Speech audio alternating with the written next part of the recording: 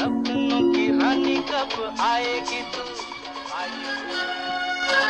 जिंदगी एक सफर है सुहाना, तूने काजल लगाया दिन में। एक फ्लॉप फिल्म को तरस गए थे राजेश खन्ना। जी हाँ दोस्तों, लड़कियां फिल्म देखने थिएटर से पहले ब्यूटी पार्लर जाती थी। लिटिल तीफी पर कहा था करियर जाए भाड़ में। हिंदी सिनेमा के पहले सुपरस्टार राजेश खन्ना की आज हम बात करेंगे वीडियो में। ये रेशमी जुल्फें ओ मेरे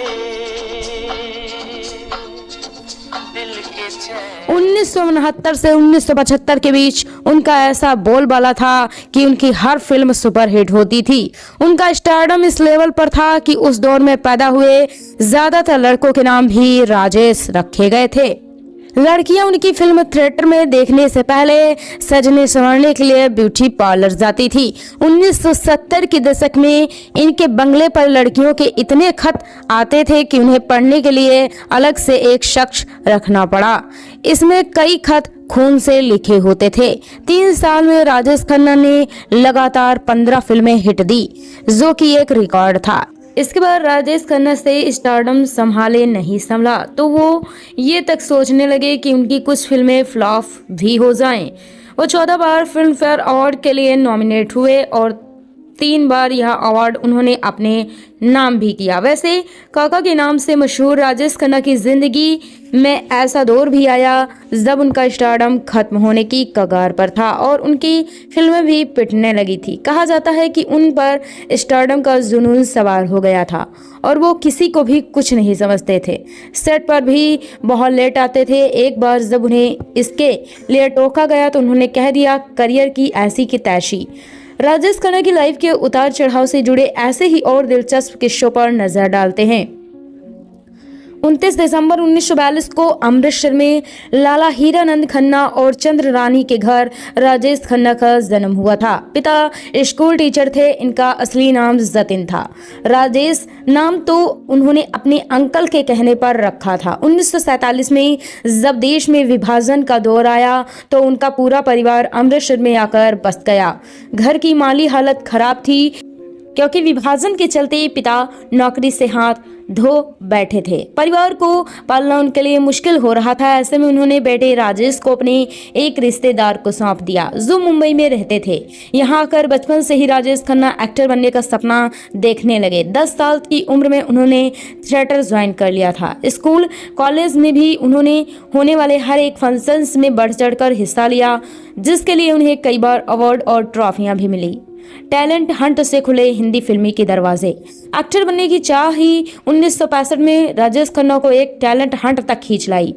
ये हंट यूनाइटेड प्रोड्यूसर्स और फिल्म फेयर ने आयोजित किया था। इस हंट में B.R. चोपड़ा, G.P. सिप्पी, शक्ति सामंत जैसे डायरेक्टर्स जज थे। यहाँ एक डायलॉग सुनाकर राजेश खन्ना ने बाजी मार ली और वो विनर भी बन गए। इसके बाद राजेश खन्ना के फिल्मी कैरियर की शुरुआत ने ऐसी उड़ान भरी कि उन्होंने कभी भी पीछे मुड़कर नहीं देखा।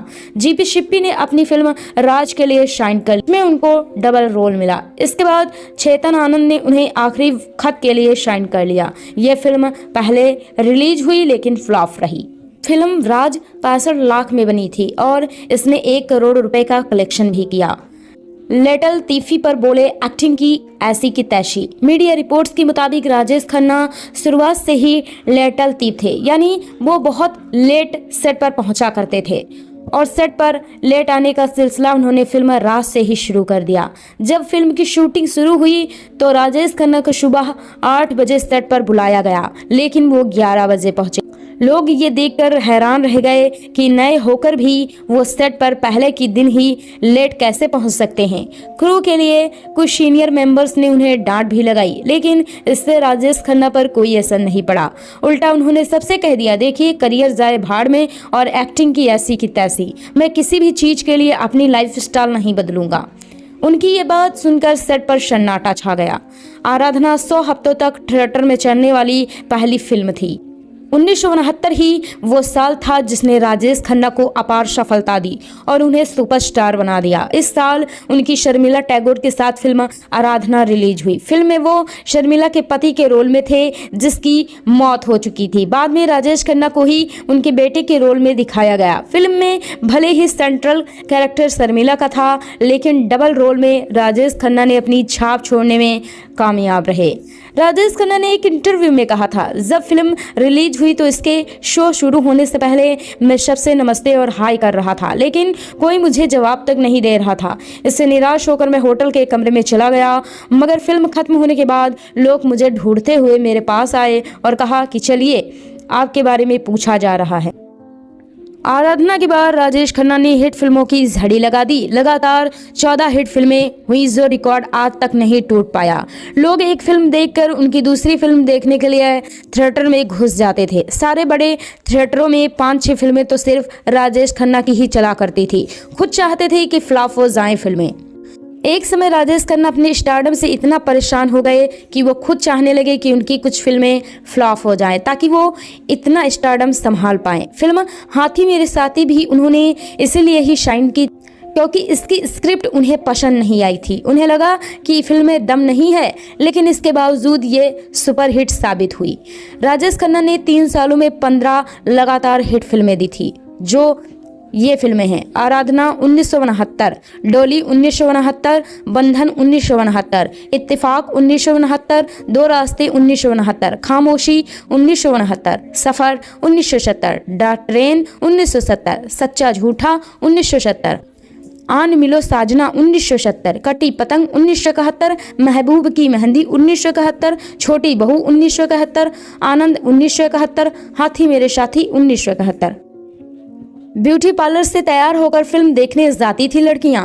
1969 से 1975 के बीच राजेश खन्ना का स्टारडम ऐसा था कि उस दौर में पैदा ज्यादातर लड़कों के नाम राजेश खन्ना ही रखे गए थे। लड़कियां इनके स्टाइल, इनकी मुस्कान पर फिदा थी। आलम यह था कि इन्हें लड़कियां खून के खत लिखा करती थी, जिसे पढ़ने के लिए राजेश खन्ना के बंगले पर एक व्यक्ति को नौकरी पर रखा गया था। कुछ लड़कियों ने तो उनकी फोटो से ही शादी कर ली थी। राजेश खन्ना पर किताब the untold story of India's first superstar लिखने वाले यासिर उस्मान ने कुछ साल पहले एक इंटरव्यू में काका की दीवानगी का किस्सा सुनाते हुए कहा था, मैंने एक बुजुर्ग महिला से पूछा था, राजेश खन्ना आपके लिए क्या थे? तो उन्होंने कहा था, ये आप कभी समझ नहीं सकोगे। हम जब उनकी फिल्म देखते थे तो हमारी उनसे डेट हुआ करती थी। हम फिल्म के शो से पहले ब्यूटी पार्लर जाते थे, मेकअप करते थे, सस्ते थे, क्योंकि हमें महसूस होता था कि वो बड़े पर्दे से जो मुस्कुरा रहे हैं वो हमें देखकर ही ऐसा कर रहे हैं। ये सिर्फ मैं नहीं, सिनेमा हॉल में बैठी हर लड़की ऐसा ही महसूस करती थी। उनकी सफेद कार को चूमकर लाल कर देने वाले किस्से भी बिल्कुल सही हैं। अंजू महेंद्र, राजेश खन्ना और डिम्पल। अंजू महेंद्र से हुआ प्यार लिव इन में भी रहे। 1973 में डिम्पल कबाड़िया से शादी करने से पहले राजेश खन्ना सालों तक अंजू महेंद्र के साथ रिलेशनशिप में थे। इस दौरान वो लिव इन में भी रहे थे। करीब 2 साल बाद दोनों का रिश्ता खत्म हो गया। हालांकि 2012 में राजेश खन्ना के निधन होने तक अंजू उनकी जिंदगी का अहम हिस्सा रही थी। यासिर उस्मान की किताब Rajesh Khanna the untold story of India's first superstar में अंजू ने बताया कि महिलाएं भारी संख्या में राजेश खन्ना की फैन थी। वो यह देखकर बहुत खुश होते थे।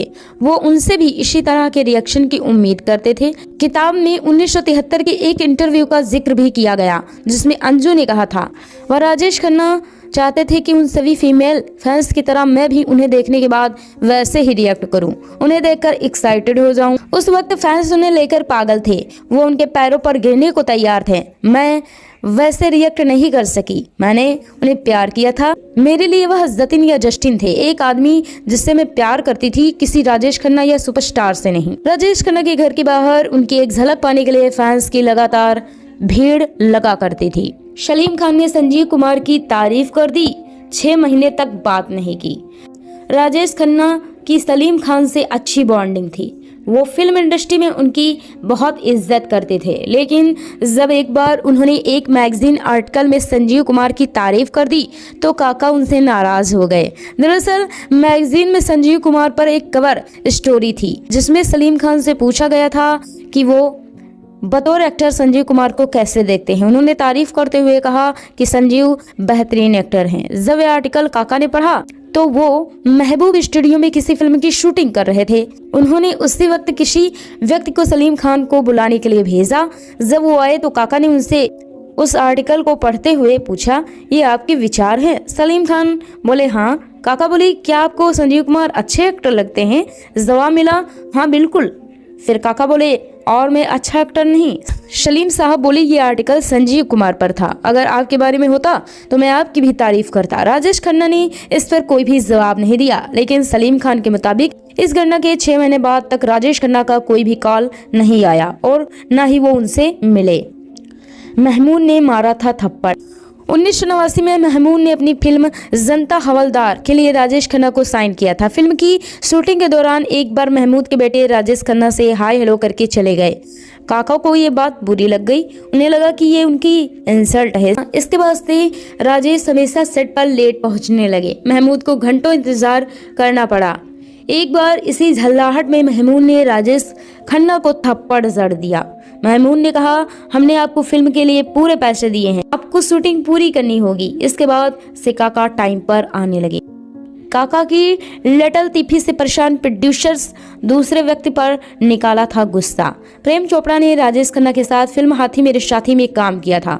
उन्होंने शूटिंग से जुड़ा किस्सा सुनाते हुए एक इंटरव्यू में कहा था, इस फिल्म का प्रोड्यूसर समय का पाबंद था। अगर शूटिंग का समय 9 बजे हो तो सभी को 8:30 बजे पहुंचना पड़ता था। हालांकि राजेश खन्ना वहां भी दोपहर को ही आते थे। प्रोड्यूसर उन्हें कुछ नहीं कह पाता था। उसने एक व्यक्ति रखा हुआ था। जब राजेश खन्ना सेट पर आते तो प्रोड्यूसर उन्हें दिखाने के लिए उस व्यक्ति की पिटाई करने लगता था।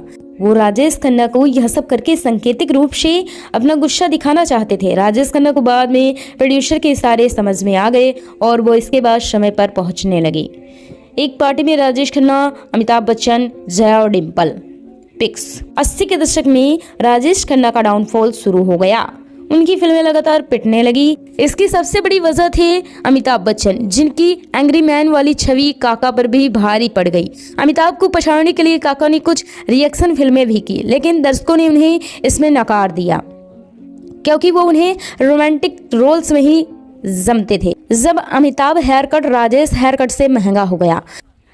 राजेश खन्ना ने एक इंटरव्यू में बताया था कि उन्होंने ऋषिकेश मुखर्जी से कहा था, उनका दौर बीत चुका है, ये अमिताभ बच्चन कल का सुपरस्टार। तब तक अमिताभ बच्चन कान को ढकने वाला हेयर स्टाइल सुपर हिट हो चुका था। मुंबई के हेयर कटिंग सैलून्स के बाहर बोर्ड लग चुके थे, राजेश खन्ना हेयर कट 2 रुपए और अमिताभ बच्चन हेयर कट 3.5 रुपए। जब डिम्पल से सिर्फ इतना पूछते थे, बच्चों ने आज क्या किया। राजेश खन्ना की जिंदगी में एक ऐसा दौर आया जब उन्होंने खुद को 14 महीनों तक घर में कैद कर लिया था। उन्हें सिगरेट और शराब की लत लग चुकी थी। उनकी पत्नी डिम्पल चाहती थी वो उनसे बात करे, लेकिन वो कुछ नहीं बोलते थे। लगातार सिगरेट पीते रहते थे, बस इतना पूछते थे, बच्चों ने आज क्या किया। दरअसल शादी की कुछ सालों बाद राजेश खन्ना और डिम्पल के रिश्तों में दरार आ गई। डिम्पल अपनी दोनों बेटियां ट्विंकल और रिंकी को लेकर घर छोड़कर चली गईं। हालांकि इन्होंने कभी तलाक नहीं लिया, रोने के लिए नहीं लगाते थे ग्लिसरीन। राजेश खन्ना इतने नेचुरल एक्टर थे कि उन्होंने कभी भी फिल्मों में रोने के लिए ग्लिसरीन का इस्तेमाल नहीं किया। उन पर लिखी एक किताब राजेश खन्ना एक तन्हा सितारा के मुताबिक 1999 में आई फिल्म आ अब लौट चले का एक किस्सा है, जिसमें काका को एक सीन में रोना था। बुजुर्ग हो चले राजेश खन्ना ने पूछा, कितने आंसू चाहिए। फिर उन्होंने हंसते हुए अपना सिर पीछे घुमाया और आंखों में आंसू भरकर सामने आ गए और कहा, इंसान को आंसू उधार लेने की क्या जरूरत, गम दुनिया में इतने हैं कि झोली कम पड़ जाए। इसी फिल्म से जुड़ा एक और किस्सा है। फिल्म के डायरेक्टर ऋषि कपूर थे और एक सीन में उन्होंने काका से अपना हाथ ना हिलाने के लिए कहा। कुछ टेक के बाद राजेश खन्ना का हाथ हिल जाता है। इससे ऋषि कपूर को गुस्सा आ गया और उन्होंने काका को डांट लगा दी। काका ने उन्हें तब कुछ नहीं बोला और अपना सीन पूरा करके चुपचाप एक कोने में बैठ गए। बाद में राजेश खन्ना ने सिर्फ इतना कहा था, राज कपूर साहब मुझसे कहते थे, काका तेरे हाथ में जादू है, इसे एक्टिंग में कभी रुकने मत देना, और आज देखो उन्हीं का बेटा मुझे अपने हाथों को रोकने के लिए कह रहा है। एड में ऐसा था राजेश खन्ना का लुक। एयर एम्बुलेंस में एड की शूटिंग पर जाते निधन से पहले काका ने एक एड शूट किया था, जिसके जरिए उन्होंने अपने फैंस का शुक्रिया अदा किया था। इस एड को डायरेक्टर आर बल्की ने डायरेक्ट किया था। एक इंटरव्यू में आर बल्की ने बताया कि इस एड की शूटिंग से पहले काका हॉस्पिटल में थे, उन्हें एयर एम्बुलेंस के जरिए सेट पर लाया गया था। इस एड को शूट करने के 3 दिन पहले तक वो हॉस्पिटल में थे। हम इसे बेंगलुरु में शूट करना चाहते थे। मैंने काका से कहा था कि हम एड पोस्टपोन कर रहे हैं, तो उन्होंने जवाब दिया नहीं, मैं सेट पर आ रहा हूँ। 3 दिन बाद काका एयर एम्बुलेंस के जरिए सेट पर पहुंचे। उन्होंने कहा कि वो रिहर्सल करना चाहते हैं। जब मैं उनके रूम में पहुंचा तो एक लड़का उनकी ड्रिप बॉटल पकड़े हुए खड़ा था और दूसरा स्टैंड पकड़े हुए था। वो रूम में डांस करने की कोशिश कर रहे थे और उनको ऐसा करते देख मेरी आंखों में आंसू आ गए। 1.5 घंटे में शूट हो गया था एड। शूट वाले दिन सेट पर उनके साथ कुछ लोग थे जो उन्हें असिस्ट कर रहे थे, पर जैसे ही कैमरा फेस करने का वक्त आया तो उन्हें अपनी ड्रिप हटाई और बोले कमान एक्शन। उन्होंने 2 टेक दिए और इसके बाद बोले माफी चाहूंगा, मैं एक और कट देना चाहता हूँ पर दे नहीं सकता। हमने इस एड को 1.5 घंटे में शूट किया, जिसके बाद काका वापस चले गए। अंतिम संस्कार में शामिल हुए 10 लाख लोग। काका कभी अपने इस एड को देख ही नहीं पाए, क्योंकि कुछ ही दिनों बाद 18 जुलाई 2012 को उनका निधन हो गया। यह एड उनके करियर का पहला और आखिरी एड था। उनके आखिरी शब्द थे पैकअप। थैंक्स।